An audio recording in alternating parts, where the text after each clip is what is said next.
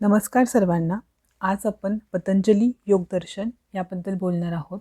तर प्रथम आपण बघूयात की महर्षी पतंजली जे आहेत त्यांचा थोडक्यात परिचय बघूयात. तर योगशास्त्र जे आहे हे सूत्रबद्ध करण्याचा आणि त्याला दर्शनाचा दर्जा प्राप्त करून देण्याचं जे श्रेय आहे ते पतंजली मुनींकडे जातं. तर असं का बरं आहे? तर ॲक्च्युली वेद, उपनिषद, पुराण ग्रंथ आदी ठिकाणी योग जे आहे हे विखुरलेलं होतं. वेदामध्ये इतकं वर्णन नव्हतं योगाचं. वेदामध्ये इतकं वर्णन नव्हतं योगाचं, पण उपनिषदांमध्ये भरपूर ठिकाणी योगाचा उल्लेख आलेला आहे. पण ह्या सर्व ठिकाणी विखुरलेलं जे योगज्ञान होतं, ते पतंजली मुनींनी संकलित करून त्याची व्यवस्थितरित्या सूत्राच्या माध्यमातून मांडणी केली व ती मांडणी इतकी सुलभ आणि परिपूर्ण व ज्ञानप्रकाश टाकणारी होती, की योगशास्त्राला दर्शनाचा दर्जा प्राप्त झालेला आहे आणि आजही तो प्रमाणभूत आहे. तर आता आपण बघूयात की पतंजली मुनी यांची थोडीशी जन्म कहाणी आहे ती बघूयात आणि त्यांचा काळ वगैरे बघूयात. तर पतंजली महामुनींचा काळ जो आहे तो इसवी सन पूर्व 2500 वर्ष इतका मानला जातो. म्हणजे त्यांना बौद्धकालीनच मानलं जातं. तर त्यांना शेषाचा अवतार म्हणतात. तर एकदा त्याच्याबद्दलची एक गोष्ट अशी आहे की एकदा भगवान विष्णू अर्धवट झोपलेले असताना शिवाचे तांडव नृत्य सुरू झालं. तर ते तांडव नृत्य पाहून म्हणजे तांडव पाहून विष्णूला खूप आनंद झाला आणि त्यांचा जो आनंद आहे तो त्यांच्या शरीरात मावेना. त्यामुळे ते फुगू लागलेत आणि त्यांचा भार जो आहे तो शेषाला असह्य झाला आणि तो फुटकार टाकू लागला. जेव्हा हे सर्व जे आहे ते लक्ष्मींनी बघितलं, लक्ष्मीदेवीने, तेव्हा त्यांनी विष्णुदेवाला जागे केले आणि तेव्हा मग शेषाने विष्णूकडे ते तांडव नृत्य पाहण्याची इच्छा व्यक्त केली आणि त्यावेळी विष्णूंनी मात्र त्यांना हे वरदान दिलं की तुम्ही मनुष्य जन्म म्हणजे घ्याल तेव्हा तुम्ही ते बघाल. तर ही असं एक हे होतं. मग त्यानंतर गोनर्द देशात गोजिका नावाची एक निपुत्रिकसी तपश्चर्या करत होती. तर तिचा पुत्र होण्याचं शेषाने ठरवलं आणि जेव्हा सूर्याला अर्घ्य देत असताना तो सूक्ष्म रूपाने तिच्या ओंजळीतून पडला आणि तिचाच मग तिने पुत्र म्हणून स्वीकार केला. ओंजळीतून पडला म्हणून त्यांचं नाव काय पडलं? पतंजली म्हणजे ओंजळीतून पडणारा. त्यानंतर मग त्यांचं जे शिक्षण वगैरे आहे ते तक्षशिलेतच झालं. चिदंबरमला त्यांनी तपश्चर्या करून शिवाला प्रसन्न करून घेतलं आणि मग त्यांना शिवाने तांडव नृत्य दाखवलं. मग त्यांचं जे एम होतं तांडव नृत्य बघायचं, तर ते तांडव नृत्य बघितलं त्यांनी. मग तेव्हा त्यांनी शिवानी त्यांना सांगितलं की तुम्ही काहीतरी लिखाण करा.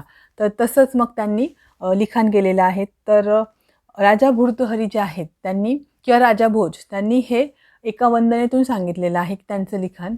तर ते म्हणतात, योगेन चित्तस्य पदेन वाचा मलम शरीरस्य च वैद्यकेन योपाकरोत्तम प्रवरम मुनींना पतंजलीं प्रांजलिरातोऽस्मी.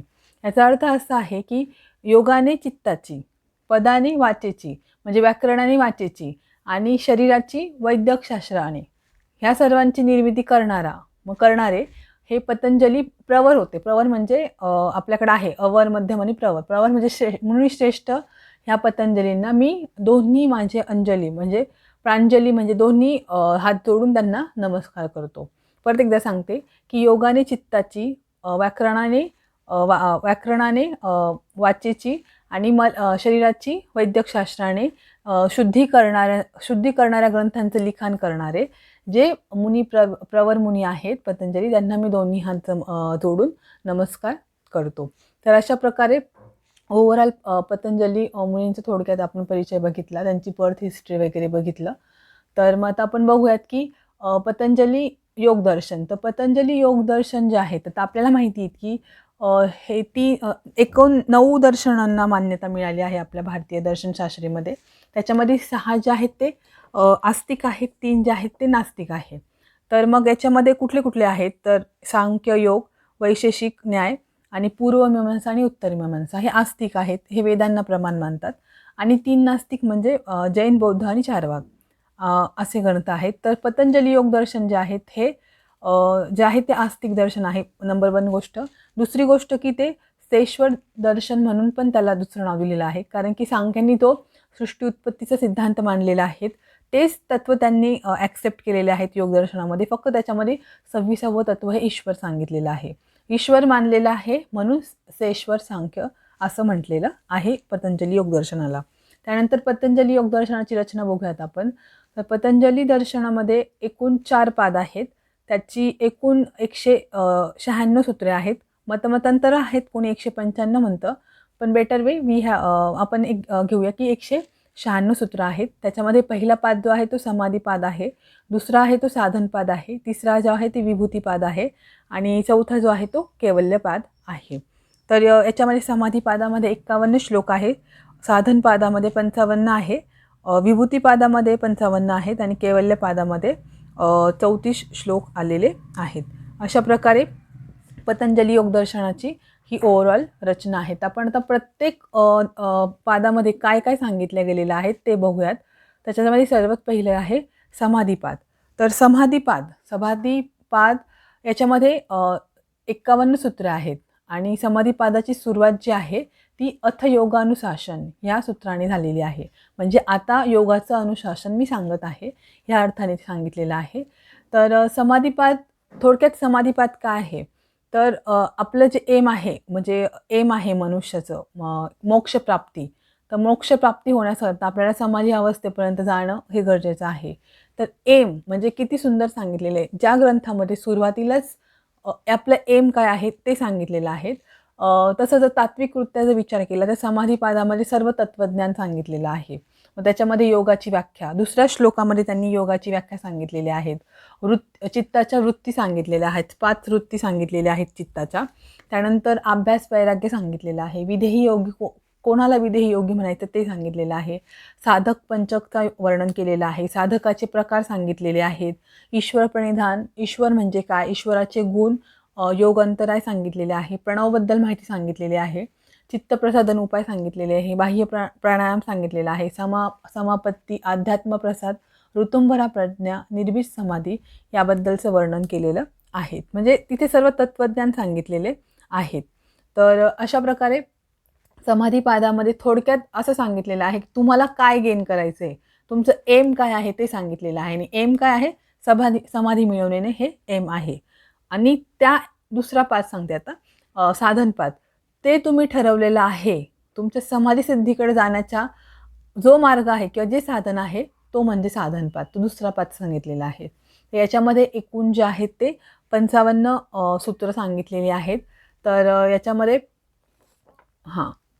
सांगितलेलं आहे, प्रथमच सांगितलेलं आहे पहिला श्लोक याच्यामधला क्रियायोग. क्रियायोग म्हणजे तप, स्वाध्याय, ईश्वर प्रणिधान आणि क्रियायोग. जे नवशिके लोक आहेत, म्हणजे नवशिके आहेत, त्यांच्यासाठी त्यांनी अगोदर क्रियायोग सांगितला. तर क्रियायोग करून मग आपण पुढच्या स्टेप बाय स्टेप साधनेमध्ये प्रवीण व्हायला सांगितलेलं आहे. त्याच्यानंतर क्लेश सांगितले. तर 5 क्लेश सांगितलेले आहेत. त्याच्यामध्ये आपल्याला 5 क्लेशांमध्ये अविद्या, अस्मिता, रागद्वेष, अभिनिवेश, पंचक्लेश असं सांगितलेलं आहे. त्यानंतर ह्या क्लेशांच्या अवस्था सांगितलेल्या आहेत. तर ह्या क्लेशांच्या कुठल्या कुठल्या अवस्था आहेत, तर अविद्या क्षेत्रमुत्ते रेषा, प्रसुप्त तनु विच्छिन्नो दाराणाम. म्हणजे प्रसुप्त, तनु, विच्छिन्न आणि उदार ह्या 4 अवस्था सांगितलेल्या आहेत. अतिशय सुंदर वर्णन आलेलं आहे. फक्त एक लाईनचा श्लोक आहे, पण त्याच्यातून खूप काही घेण्यासारखं आहे.